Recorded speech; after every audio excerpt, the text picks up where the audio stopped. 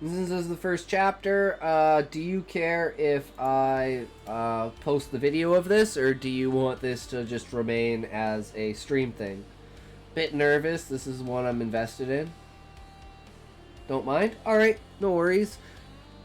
Then I can have, like, you know, example of beta reading, right? So it just, and people can check out your story, it gives more viewage to it, right? More reach. That's the idea. Hope it's worth posting. Every story is, Hugo. It's just some stories are better than others. But every story is worth posting. This is more grounded than the stuff I've sent you before. Okay. Okay. I'm intrigued. Romance, no science fiction or fantasy. Well, you haven't seen my smut, Hugo. We usually write smut on Werewoman days. We didn't last, you know, a couple days ago because we're in a drawing arc right now. But alright, so Hugo's story. This was gonna be meant to be smut, but it turned into an exploration of trauma and recovery somehow. Your characters take you on a journey, Hugo. It's just the way that it goes. Those are the greatest stories. Your characters carry them. You're like, I have no idea where this came from. Where did it come from? It came from the character. Alright, Hugo's story, prologue, chapter 1. Or I guess this is prologue, the beginning of the story. Prologue. The ringtone rings in Ivy. How do you say that? Iveets? I just want to make sure I'm saying the character's name right. Iveets? Iveet's ear through on the payphone. The booth sheltering Iveet from the earlier morning sun. She cradles the receiver between her ear and shoulder, holding her swollen forearm with her other. Meant as Yvette. Yvette. Yvette. Yvette. Okay. Yvette.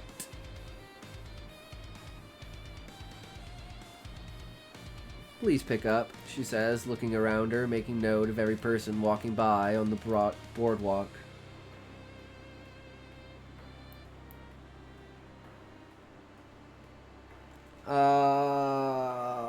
No, I think it's fine as it is.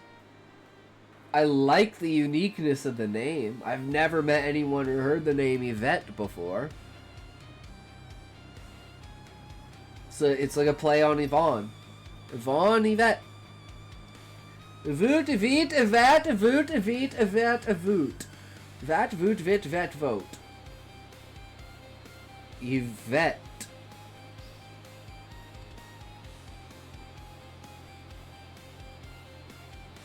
So I kind of like it, because it's very unique. And I was going to say, you're already building a lot of character. Because just from this first paragraph, it's like I'm already, like, this person seems like they're in trouble. And they're watching out for people. And something like they're injured in some way. So this immediately sets a tone for the story. And the fact that they're in a payphone also kind of gives you an idea of, like, the time period. Please pick up, she says, looking around her, making note of every person walking by on the boardwalk. Her parents warned her, sometimes with gentle words and other times using harsh scoldings. Yet nothing they tried penetrated their daughter's love-deaf ears. Months had passed, close to a year since they had last exchanged arguments. Tears blur the world around her. After everything I said, they won't help, Yvette tells herself. Why would they? They're just gonna hang up. Yvette decides to hang the phone up when her mother's voice comes through with a hello? Placing the receiver back to her in between each deep sob. Not sure. Placing the receiver back. Does that just be like I'm, you know, there's something missing here. I don't know if it's a grammatical.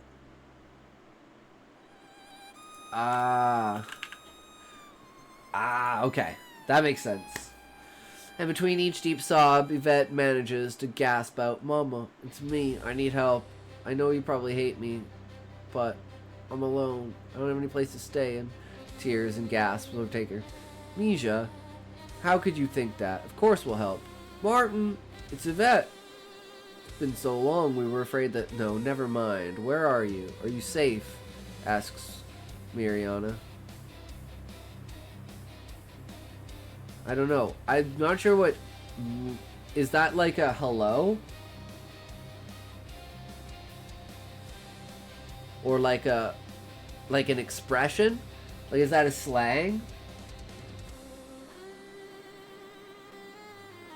Like, don't think that. Like, how could that be, kind of thing? Like, no, never.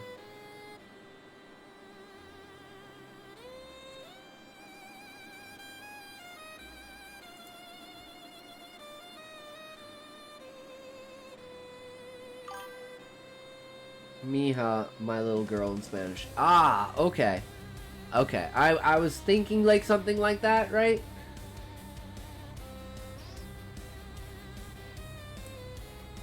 I don't know. I think so. I ran away. I just need enough for a hotel and I'll figure it out. Mija, we'll fly out. Call me in an hour and I'll tell you what arrival time we got. Oh shit, we're in ads. Oops! Ads, up in ads, up in ads. We got ads and up in ads, ads. Ads. It's the ad dance for the ads. Cause we got ads. It's like ants in your pants. We dance for the ads. Oh, ads. That's what the spray is for. And if you got the ants in the pants, that's what the cream is for, too.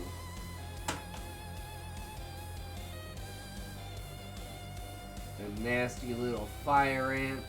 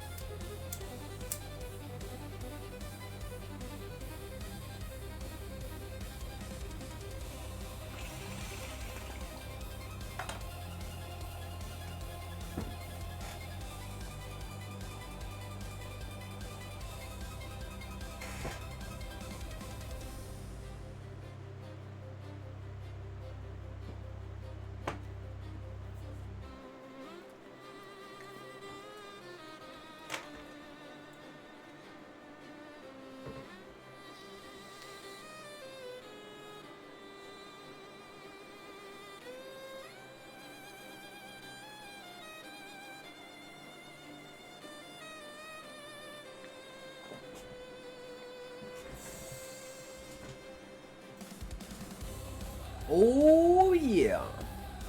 All right.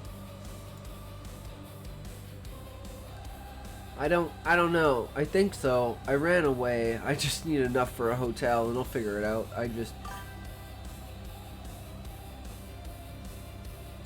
Twitch freak out on you? Try refreshing the page.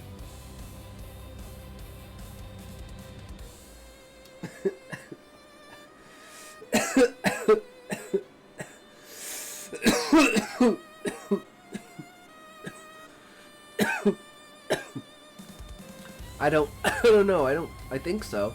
I ran away. I just need enough for a hotel and I'll figure it out. Yeah, we'll fly out. Oh, jeez. Call me in an hour and I'll tell you what arrival time we got. We'll figure it out, Mija. We're just happy to hear from you. We love you. With a snort that fails to clear her throat, her congested... Is that supposed to say throat?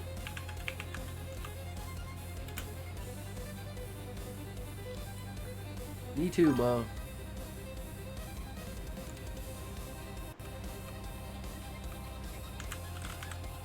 Aha. Clear congestion. Ivy responds, me too, Ma. Los Cleario.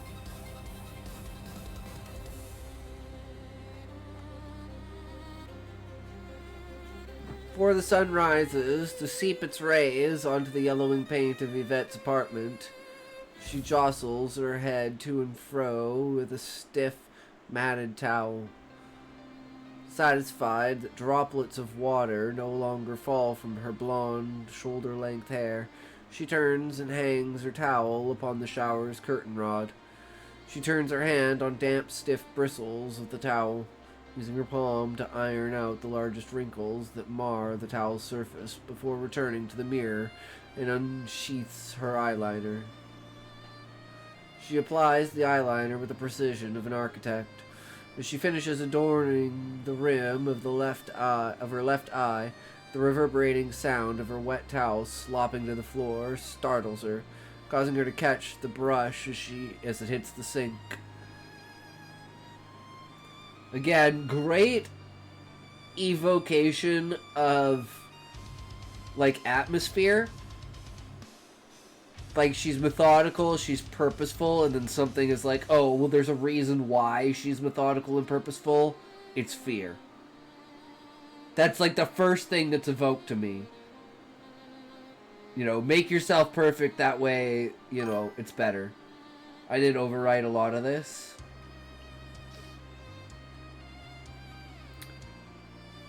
Well, so far, like I said, I'm an idea person, and so far you're selling me the idea of the character.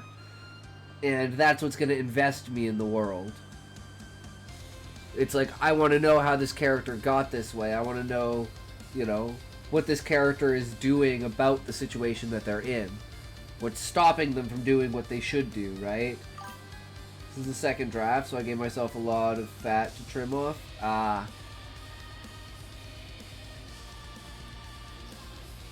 True as fear. Burning sound of her wet towel, which I love that sound, because like that shit happens to me too. When you think you put it right, and then it's like one side is heavy, usually because of your hair, and then it's just rolls off of the thing, and you're just like, for fuck's sakes.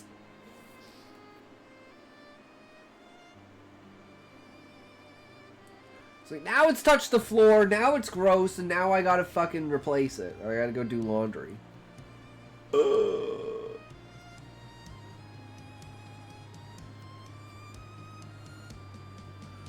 She applies the eyeliner with the oh, we already read that. Slop of flour starts her, causing her to catch the brush as it hits the sink. Cat comes back her hair with her hands and breathes out the frustration of needing to hang her towel upon the curtain rod once again.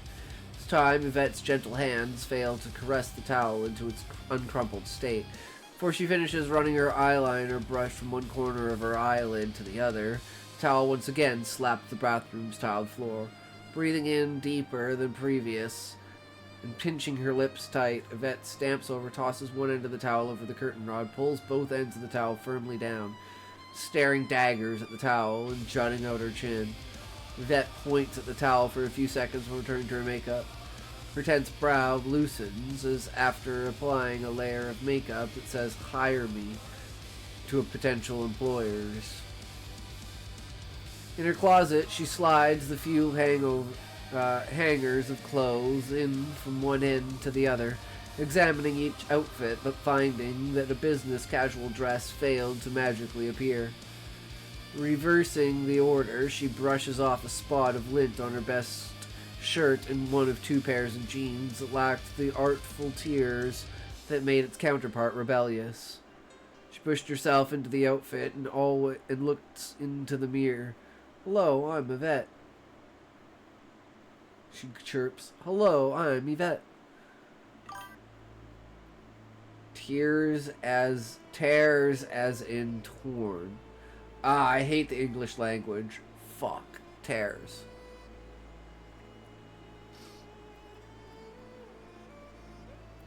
Dropping her smile, she looked at the bed where she deposited her tears for the last few days. The recently folded blanket and well-positioned pillow call for her to lay there again. Tears as in crying.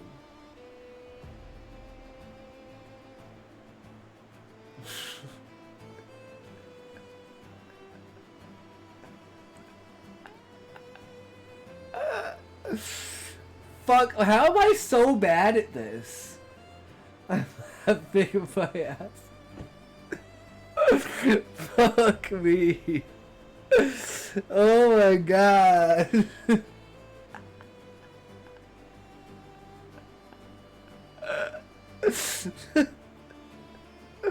Oh, why? How am I so bad at this?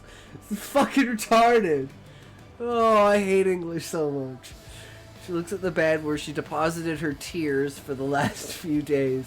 The recently folded blanket and well-positioned pillow call for her to lay there again for another few weeks, surrendering to her parents' wishes to drag her back to the heart of Texas. Whether she liked it or not, the clock on the nightstand finally shows Yvette the numbers 7. Its bright green letters and the first rays of the winter sun stream into the darkness, suffocating her apartment. Yvette then slides on her thickest jacket, her only, a jacket that functions as a glorified shirt, and hoped not to catch a cold when it failed to prevent the winter from cutting into her bones. I would, yeah, her...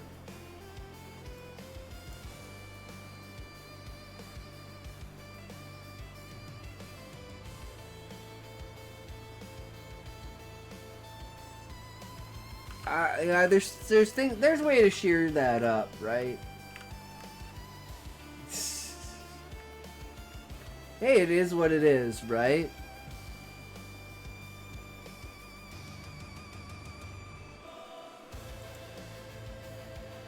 A jacket that functions as a glorified shirt, and hoped not to catch a cold when it failed to prevent the winter from cutting into her bones. When she places her hand on the cold, full brass doorknob, her towel defies its assigned location on the shower's curtain rod and flops to the floor once more, daring Yvette to pick it back up. Yvette's gaze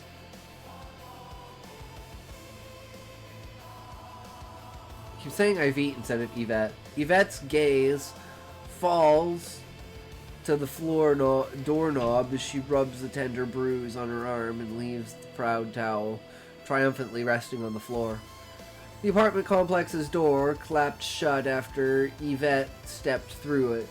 Dots of snow on her shoulder from an overcast sky greet Yvette as she hurries through the thin layer of snow blotching the sidewalk.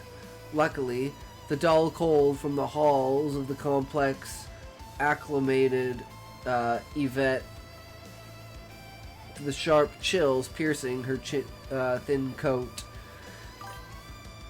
Note to self, pronouns are okay. Yes, pronouns are definitely okay.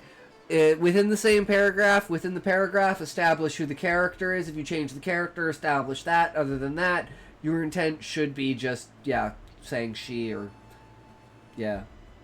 Just inferring that you know that you're talking about her, so you don't even have to use it. You just straight up eliminate it and just carry the sentences on their own, letting the reader know that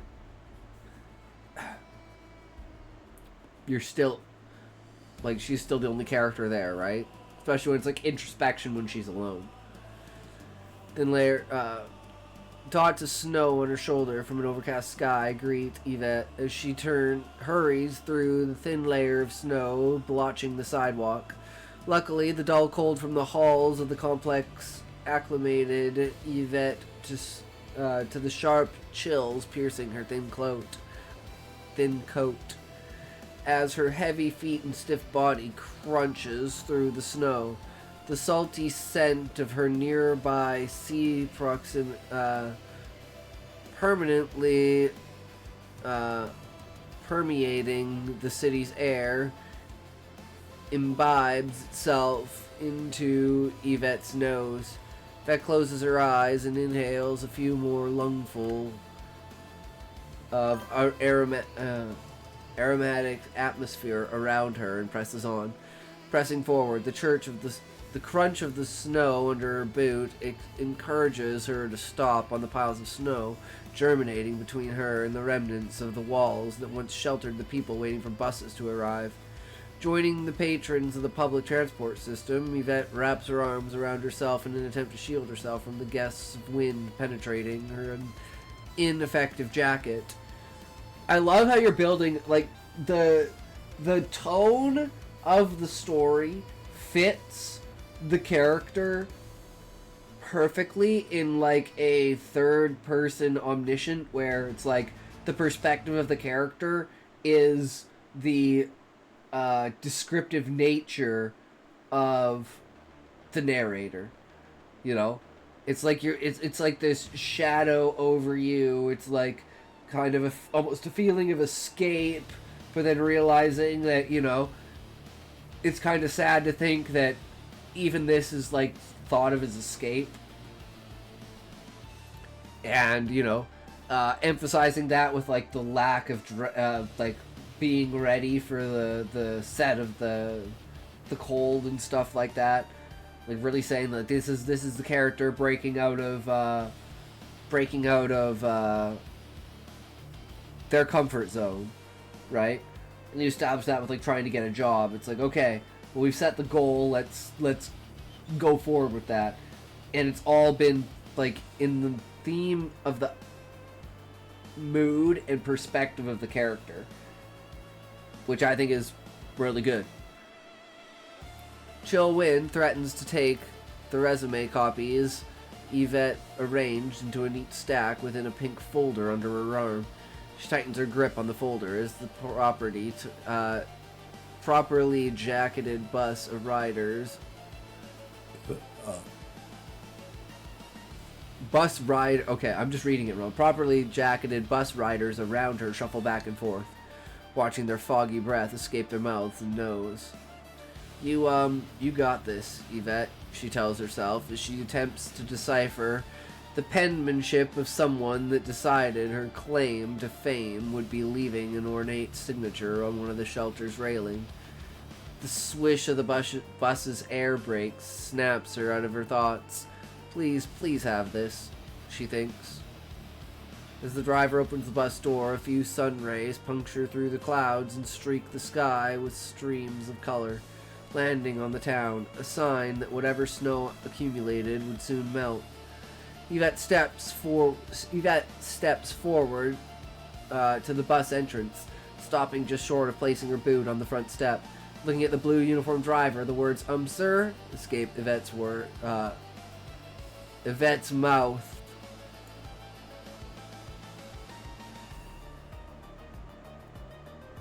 Before a comb-over in a suit better fitted to a thrift store shoves past her without so much as an excuse me. Small jolt of electricity runs through her arm when being made to step aside, causes the bruise on her hand to collide with the bus's folded door. Yvette interweaves her hands, looking into them, and stands to the side, allowing the other bus riders an unobstructed entrance. Finally, after all aboard, she steps forward again and asks, sir, does this bus go to the crossings outlets? That's what it says on the bus, ma'am. Get in if you're going, because we're already running late. Yvette's boots clank up the steps leading into the bus. Soft beep and green light confirm the validity of her bus pass. Take a seat, ma'am, says the bus driver as the bus lurches into motion, forcing Yvette to take an extra long step to keep her balance. Luckily, the bus contains a scarcity of used seats, allowing Yvette her own row. Sitting in her lumpy, torn purple bus chair, Yvette rifles through her copies of resumes, and the warmth of the bus begins thawing color back into her cheeks. After ensuring the wind failed at stealing any copies of her resumes, Yvette peers out the window at the barren trees and lightly snow-covered buildings as they blur by. The multicolored homes and apartments bring a hint of a smile to her face, which then fades as she caresses the bruise on her arm with a deep breath of the stale heated air in the bus. This is a nice little thing here. It shows her what it kind of shows what she wants. Like, she's looking at these apartments as if they're homes. And she doesn't feel like where she is a home. It's like, that's the kind of subtext I'm looking for, right? And then it's like a contrast of her, of being like, oh, this is what's caused it, this is what I want, this is my problem, how do I get over that problem? So now the question is, do you give reasoning for this? Because that's what I'm expecting now as the reader. With a deep breath of the stale, heated air in the bus, Yvette pulls out her phone and reviews her dwindling bank account. She clamps her eyes closed, breathes in, and pops her lips after seeing the line with black numbers from her parents' deposit. A series of red withdrawals as she purchased food and other necessities. You can do this. Just answer a few simple questions. That's all. Like, what's your biggest weakness? Well, my biggest weakness is, being too neat. Squeal of the bus's air brakes and the feelings of her body being pushed forward signals the bus reached its stop. Driver barking crossings outlets confirms Yvette's need to exit the bus. She stands, but waits for everyone else to exit and clear the way to the frigid exterior. The bus's roar faded into the traffic noise as those who exited dispersed. The sunlight caresses Yvette's face as she pushes the cold aside, stopping in the glass door of the first shop. The angle of the sun circumvents the strip mall's stucco overhang, keeping Yvette company as she places her hand on the door's rail. The door has a white rectangular outline pointed on it, with wavy white stripes going from one end of the rectangle to the other. Quarter and 8 notes denote the space between the lines, as if attempting to dance. Before opening the door, she inhales a nose full of the town's air and exhales the stiffness in her legs and arms, pushing the door open. Am I supposed to know what the symbol is?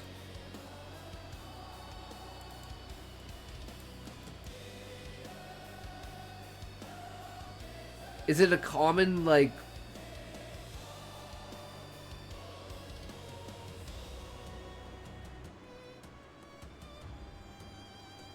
So it's like a white rectangular outline with white, like, with notes?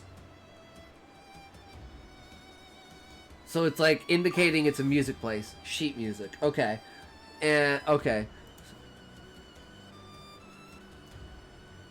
Attempting to dance. Okay. Maybe I should say sheet music.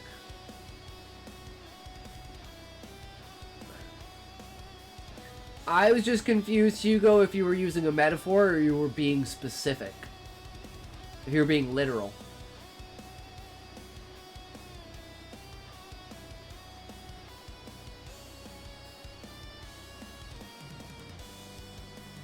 Maybe start with the space between the lines is denoted with quarter and 8th notes that attempt to dance. The ordering excuse me, of the sentence gives the impact to the notes.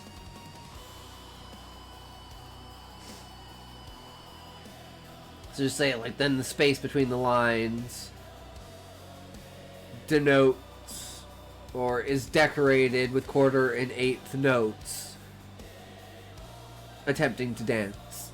Yeah, something like that, to make it kind of more impactful.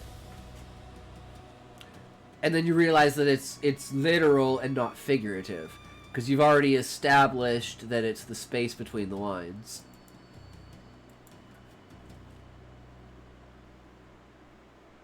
Before opening the door, she inhales a nose full of the town's air and exhales the stiffness in her legs and arms, pushing the door open. Scent of varnished woods replaces that of the sea as Yvette...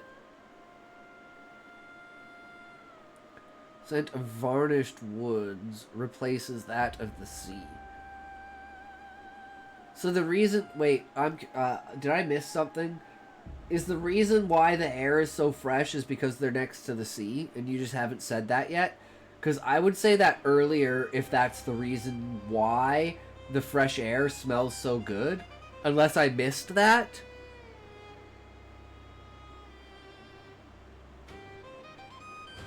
Okay.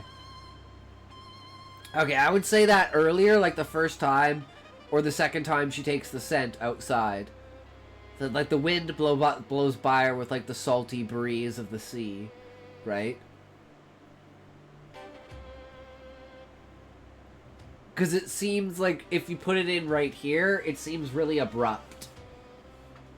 And it kind of changes your image of what you're looking at, right? And you want, as you're developing, because you've already set the scene, right? So you want to have that in the element as you set the scene. Like, you can still leave it here. I would just say it again at the top. Or even allude to like the salt in the air and the wind, and just like by the time I read this, I'm like, obviously it's a seaside town. So there's like the two angles that you can go with that, right?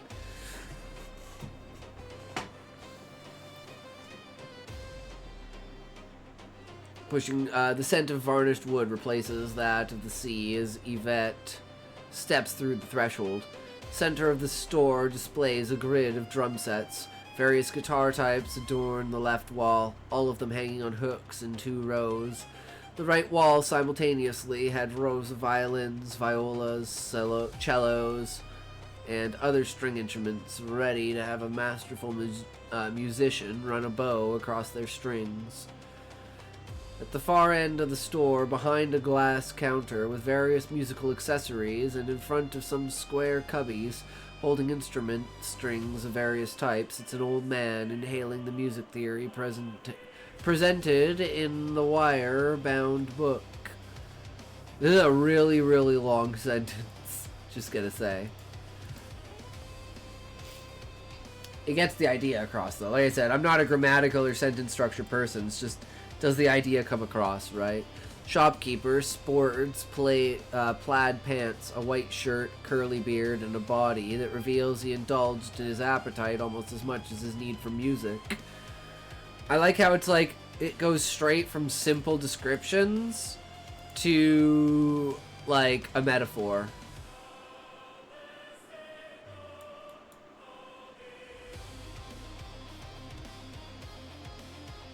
That's a great way to describe something.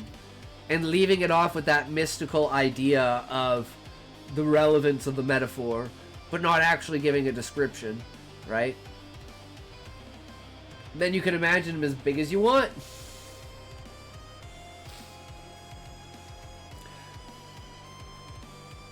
Yvette navigates the drum set, stroking some of the cymbals as she walks by.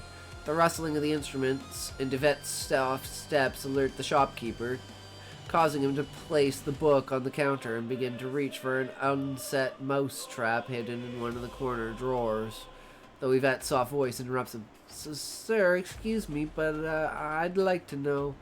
Oh there, young lady, says the man in a mahogany voice, tinged with years of tobacco smoke.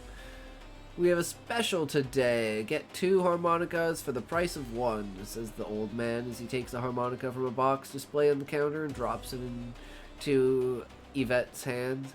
Have a try, young lady, he commands. Writing a book, long tongue twister, makes good literature, right?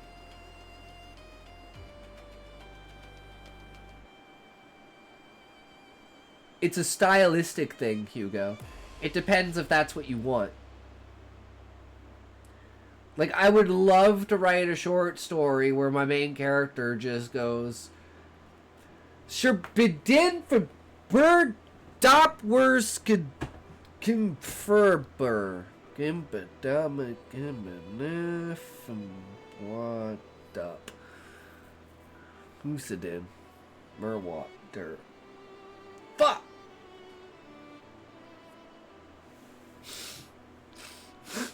Where it's just like, you're just like, you're letting the randomness of the words evoke the feeling of like the expression of the character after like a fucking like crazy event happens or something like that, right?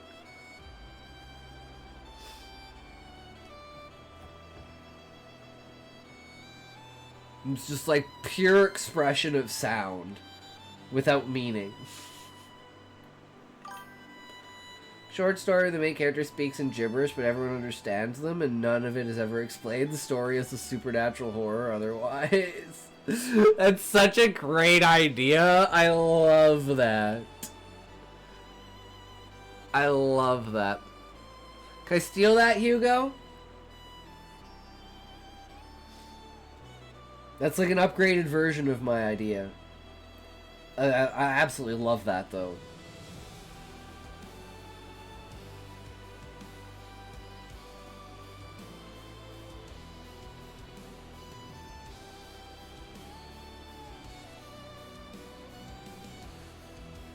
I know exactly how to do it, too. I know exactly how to do it. You just write the story, and then you change all the words to fucking gibberish. It's actually super easy to do. You would just have to do the story in a way that would, like, all the responses would be in references, right? So you could lead people down this dark, horrible place without them realizing what the hell is actually going on. There's so many twists and turns you could take with that story.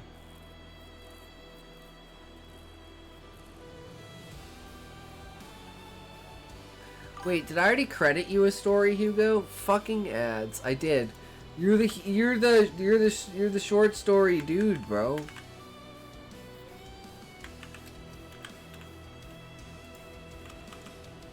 He's got all the ideas. Think tank. I want you in my think tank. Please think tank me, Hugo.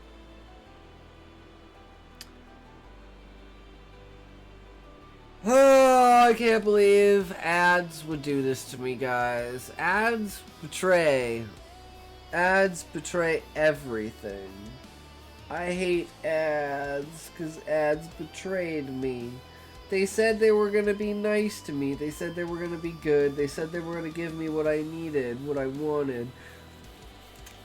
But no. But no. But no. But no. Oh, oh, so no. No.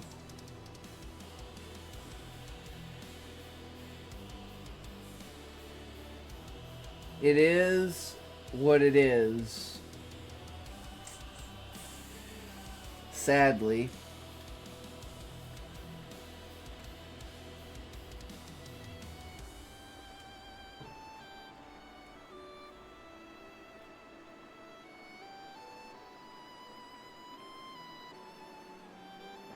We back at her?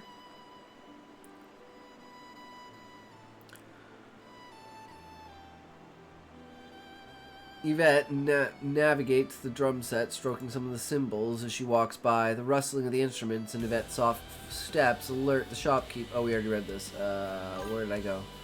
Can you see why I needed to spend some time writing the Seraph 037 story? Yeah, makes sense, Hugo.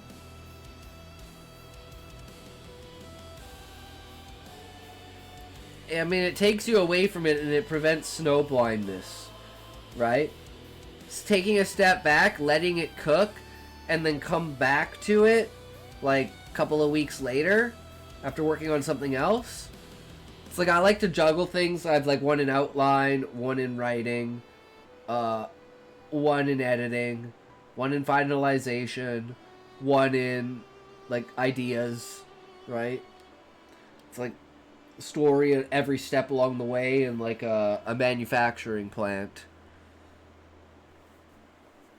And then you just have the ideas are stacked up, ready for stories to be written and factory to pump out stories, right? Yvette blows a sound she's sure made, blows a sound she's sure made some nearby dogs flee from the area from the wood and aluminum instrument she placed to her mouth. See, you're a natural, and you can have one more or a gift. It's a good deal, right? You want to ring them up? Yes, I mean, perfect, young lady. See, old Tommy has a good eye for new musicians. says the old man as he tosses 2 harmonicas into a paper bag and taps the register screen. After the few beeps, he extends his hand towards Yvette, prompting her to dig up her debit card from her wallet and hand it to him. Sir, I was wondering if you happen to be hiring. Can I maybe leave an application? Sorry, we don't have any positions open right now, but you leave your name and number and we'll call if something opens, says Tommy, handling the card and the brown bag. Handing the brown bag back to Yvette. And you'll master that thing in no time, you'll see. It's a good starter. Soon you'll come back and move up to a bigger instrument. Yeah, thanks, responds Yvette, making her way to the entrance as she nestles her bank card back into the safety of her wallet. Once the icy breeze, that's like her placation, right? This is a show that she's extremely submissive, right? And she's not willing to stand up for herself and say what she really feels. Which, again, is very good at evoking what, you know... And you've already established she doesn't have that much money. So she can't afford to do something like this. Which sets, like, perfectly foreshadowing for, like, the type of character that she is. Right? That's just beautiful how you did that. Once the icy breeze greets her in front of the door, Yvette's eyes widen. She turns back to open the door and hand the shopkeeper the resume she left behind. But the rumble of the paper bag in her hand reminds her of the $20 she just spent from her diminishing bank account. She shifts back and forth for a second, withdraws her hand from the door. Chill of the air and her chattering jaw push Yvette to her next possible employment opportunity. Mural decorates the glass pane next to the adjoining shop's door. The acrylic painting depicts the smiling man holding a large barbecue platter with both hands in front of an idyllic backyard, where the saturation of green grass and the pink flowers dotting it causes Yvette to squint slightly. The door has a silhouette of a longhorn's head with Emery's Best Cuts lettered below it in white vinyl decals. Placing her hand on the metal push bar, Yvette reminds herself no job is off the table. Yeah, I don't think you need to have the Yvette there at the end. Warmth of the butcher shop welcomes her as she passes through the door. However, the pungent smell of drained blood and bone marrow for her lips pressed shut. 4? Of drained blood and bone marrow made? Forced. Her lips pressed shut. Is that it? I'd just say her lips shut. Forced her lips shut, lest her lunch make its way back up. Seeing a few people waiting, comparing the digital number to the wall. On the wall behind the glass counter showcasing the various cuts of meat to their respective tickets. As her eyes dart around the meat shop, Yvette pulls out her own number from the red ticket dispenser machine. As the butcher calls out the numbers and attends the customers that respond, Yvette browses the cuts of meat delicately placed behind the glass. Each piece of meat butchered with surgical precision and displayed the best to best show the enticing culinary possibilities of placing them on a grill. Then Yvette sees the week's special rabbit meat, laid in neat piles, and the store exhibits stacks of decapitated and flayed rabbits ready to be minced into a stew or quartered for a pan-fried meal. Yvette's bruised hand covers her mouth as she hides her eyes behind her blonde bangs, her other arm shielding her body from the sight of pink rabbit flesh. Slowly she disappears to the front of the store, exiting the shop before the butcher calls out her number. Her body shivers as the cold once again intrudes into her paper-thin jacket. She couldn't do it. Couldn't bring herself to do it. I love it. She's like, nope. Nope. Nope. I'm out. I'm out. I like that part, though. Can't even bring herself to just say, I couldn't even go up and ask. I couldn't even go up and ask, even knowing it would be no. It's just a no.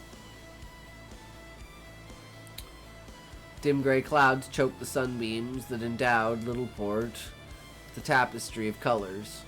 Yvette dragged her feet through the dots of snow that began accumulating on the sidewalk to the next door. The words "crosses on the crossing" cast their typeface shadow on the Christian books displayed in the storefront window. Yvette's hand runs up and down the sleeve of her opposing hand, still holding a paper bag containing a pair of harmonicas. 3 white crosses arch across the door in vinyl. Central cross much larger than the 2 flanking it. This I can do, thinks Yvette as she firmly places her hand on the door. 6 years of study. You're a shoo-in. I'd make this separate sentences.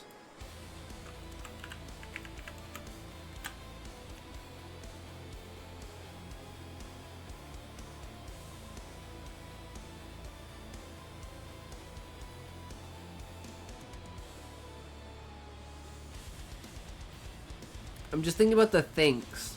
It's like, do you need that?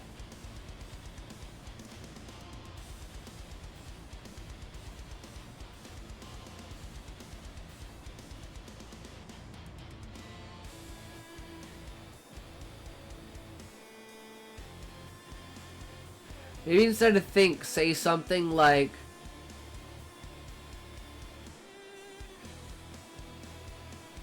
a mantra in my mind to keep away the dark thoughts, or something like that.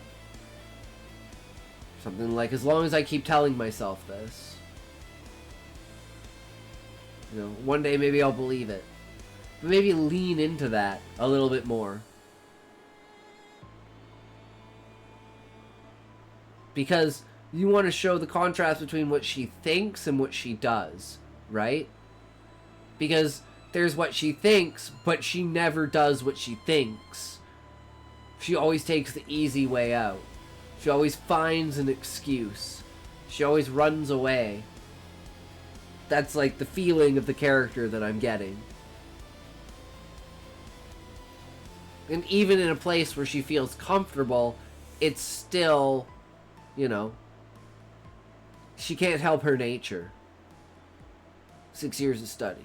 You're a shoo-in. An electric bell sounds as Yvette enters the store, and she finds herself greeted by warmth of the climate controls and artificial scents of cinnamon, clove, and gingerbread. She walks through shelves of pastel-colored, large-eyed ceramic miniatures of children offering each other flowers and declarations of friendship.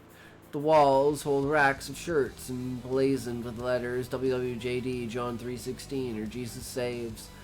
Though the carpet provided cushion towards the edge, the well-trodden paths of the carpet served little more than a thin veneer on top of the concrete. On the counter to the side of the entrance, Yvette spies a cup holding miniature rainbow crosses amongst the crosses.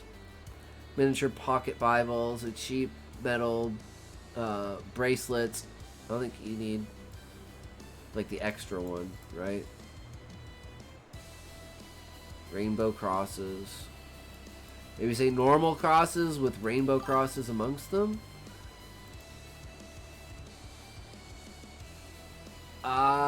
Rainbow flags amongst the crosses. Okay. Miniature pocket Bibles and cheap metal bracelets. An elderly woman with glasses walks from the depths of the store and passes through the swift door, entering the space beyond the counter. Oh, there's another thing I was going to say is you barely even, like, touched, let alone didn't even see the, person who was at the, butcher shop, which is, like, really important for emphasizing how the character really just didn't want anything to do with that. It's like they're not even willing to, like, look in the direction of the butcher themselves, right? And that sets a precedent for the character of being like, the things that I won't do, despite saying that I really need this. There are lines the character won't cross. So let's see what happens when the character is forced to cross those lines, right?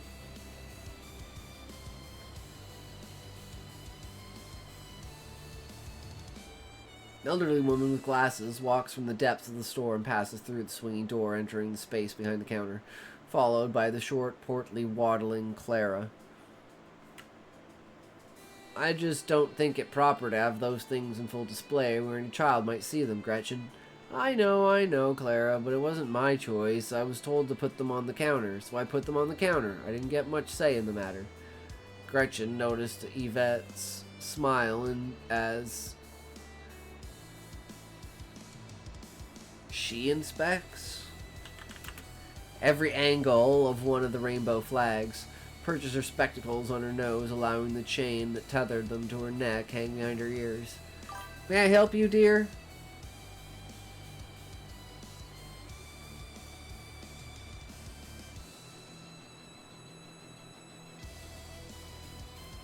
Oh, yeah, it was just she.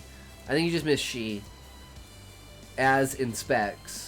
Supposed to say, as she inspects. You know, noticing Ivene's smile as she inspects every angle of one of the rainbow flags.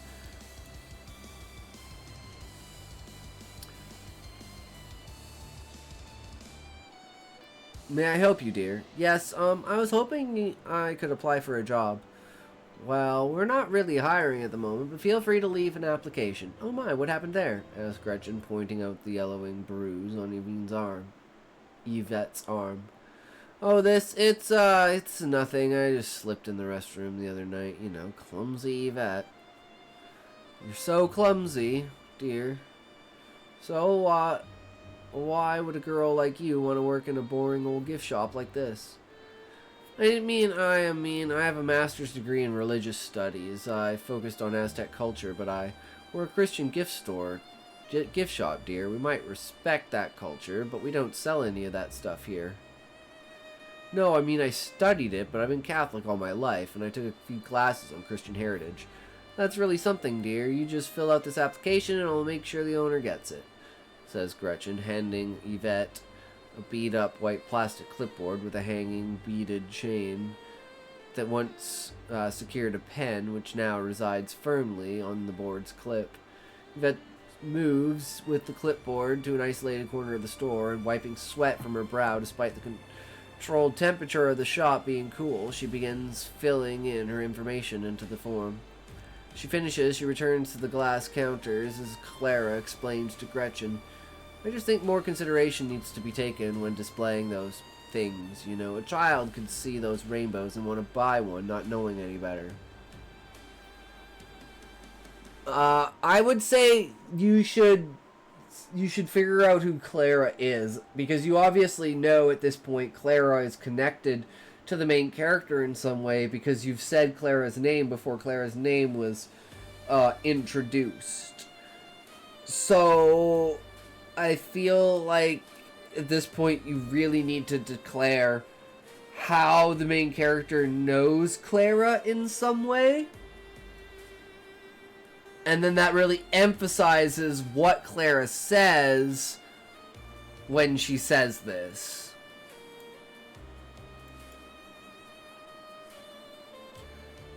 And that kind of contrasts with the way that Yvette is looking at the flags and analyzing, like, everything, right?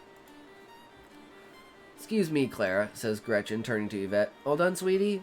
Give it here. I'll make sure it gets to where it needs to go. Thanks. I hope you don't mind. I added my resume. Oh, of course you did. Not very much retail experience, I see, but don't you worry your pretty little head. I'm sure God will help you find a way. Here, take this. Gretchen reaches past the rainbow-colored flags, picks up a light pink pocket Bible, then deposits the book into Yvette's hand. Take it on the house, she continues. If you take it time to read it, I'm sure he'll listen and guide you to making better lifestyle choices. Yeah, I'll give it a go tonight, responds Yvette, as the corners of her lips momentarily turn into a small smile that fades as quickly as it takes for her to turn away. Outside, the overcast skies started sifting small specks of snow onto the people below. Although the shop's temperature offers Yvette a shelter from the cold, she takes a seat on the bus stop's bench, breathing deeply as she stares at the brown paper bag containing harmonicas and the small Bible with fragile pages, only mildly thicker than the jacket she wears. Yvette shivers through 13 minutes until the sequel of the bus is the squeal of the bus and the swoosh when it engages its brakes invites her attention. I'd just say like a few minutes. I don't think you need to say exactly amount unless the amount of minutes absolutely matters and is extremely important and is referenced back to. I would just say, whoops. I would just say it's, you know, she just waited.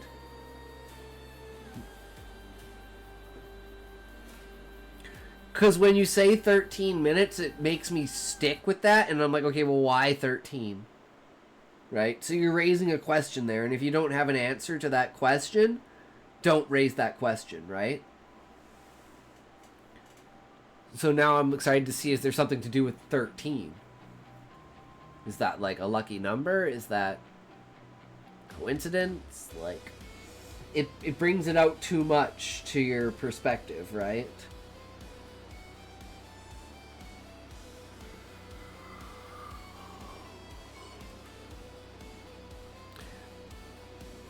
$1,700 words for chapter 36. Nice, Sean. Hell yeah. Keep it up. I believe in you. Let's go.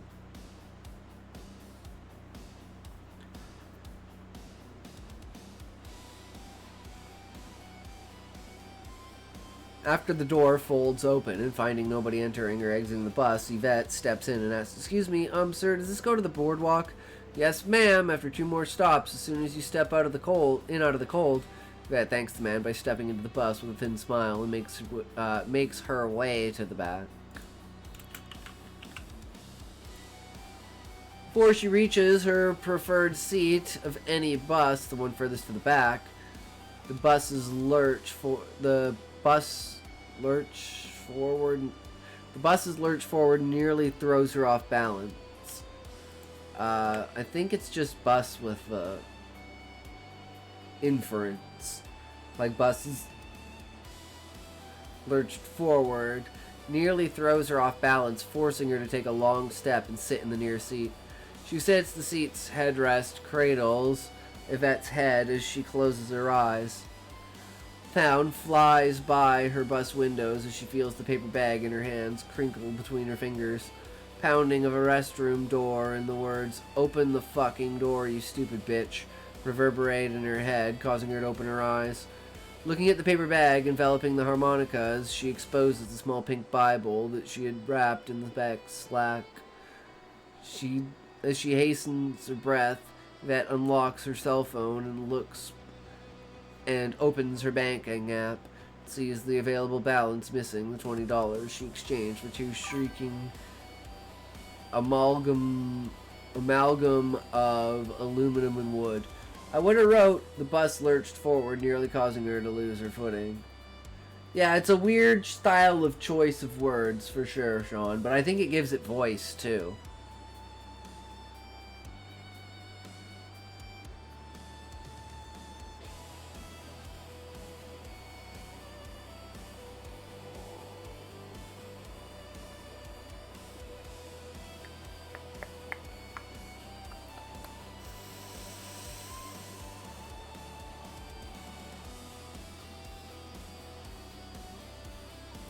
Stop of the bus at the boardwalk causes Yvette to plant her feet firmly, a snort to clear the building congestion in her nose, and wiping a tear away before it streaks down her cheek, Yvette begins to type a text message to her parents. Before touching the green send icon on her phone, Yvette turns to face the long stretch of gray sidewalk that leads to the shops lining Littleport's locally famous boardwalk. Giving the newly acquired items from the Cross's strip mall another glance, Yvette locks her phone and shoves it in the pocket of her pants.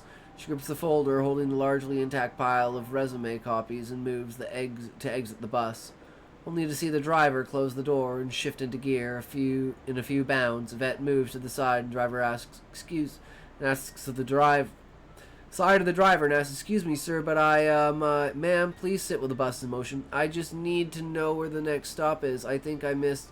Next stop is Old Town Street. Now please take a seat." But the last stop, okay, sorry. Yvette slumps into the seat adjacent to the door. Well, at least the bus is warm, I guess, she tells herself. Maybe I can look for a job there. Or just wait the 2 hours to circle around. I miss my Honda.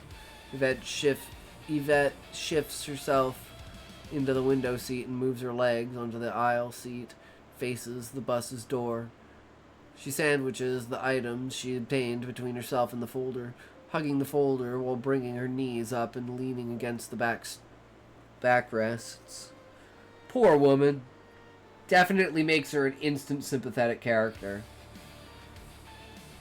It's like, what a dickbag, fucking douchebag, fucking bus driver.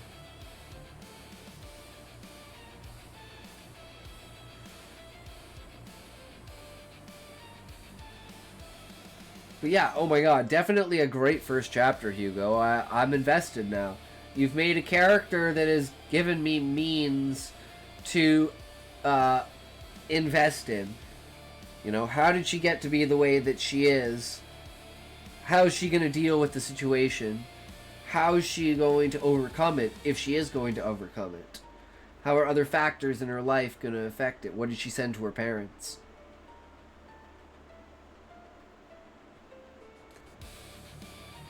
So it definitely holds up on its own, that's for sure. I thoroughly enjoyed it, Hugo, even though I'm not really a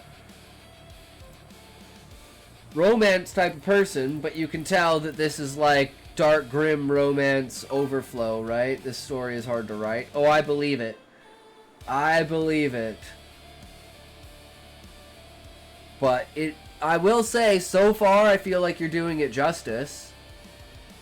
You've got the nervousness, the character, like, making you realize, and very draining at times. Yeah, I could believe it. It seems like it's a very emotional story. Like yesterday, reading Knott's chapter, that was such an emotional chapter. Holy fuck.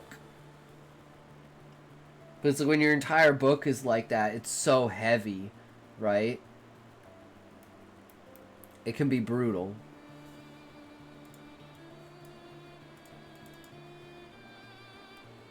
But the story's got to be told, right?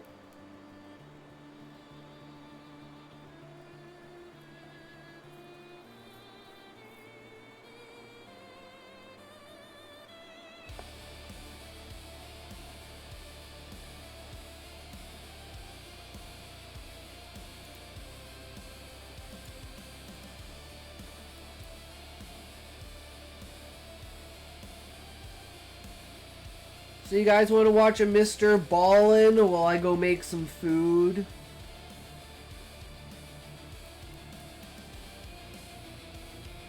We'll do a Ballin' and then we'll do